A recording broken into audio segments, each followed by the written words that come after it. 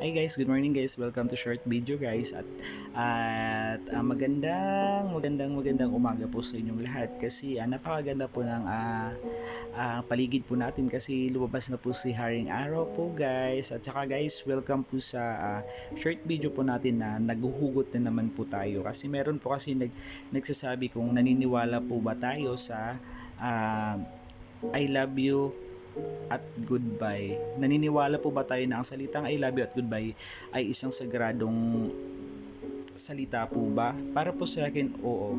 Oo. Kasi sa bawat sinasabi natin at bawat binibigkas ng labi po natin ay may mga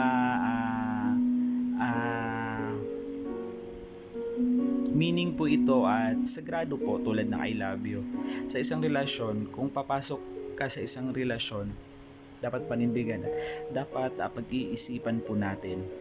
Tulad ng may mahal ka na isang tao at magsasabi ka ng I love you at iiwanan mo rin naman. Huwag ka na lang magsabi ng I love you kung iiwanan mo rin naman yung isang taong mahal mo. Kasi sa salitang I love you, isang napakasagrado. Kasi sa unang pagkikita pa ninyo, nagsasabi ka pa sa kanya na mahal mo siya, na ikaw lang at walang iba, at ikaw lang pakakasalan ko habang buhay. At darating lang pala sa punto na iiwanan mo rin naman siya. Nakakalungkot naman sa partner mo. Kasi nagsabi ka ng I love you kung iiwanan mo rin naman. At higit sa lahat, huwag kang magsasabi sa partner mo na goodbye. Huwag kang magsasabi sa partner mo na goodbye kung babalikan mo rin lang naman siya. Huwag kang magbibitaw ng isang salitang goodbye sa mahal mo at babalik ka rin naman. 'Di ba? Nakakainis lang kasi isipin yung sa ibang sitwasyon, sa ibang sitwasyon sa isang relasyon na both side, babae at lalaki, na magsasabi na, "Oh, sige, mag-break na tayo, maghiwalay na tayo." Tapos darating na pala sa punto na babalik ka rin lang pala sa kanya. Wag ka nang bumalik.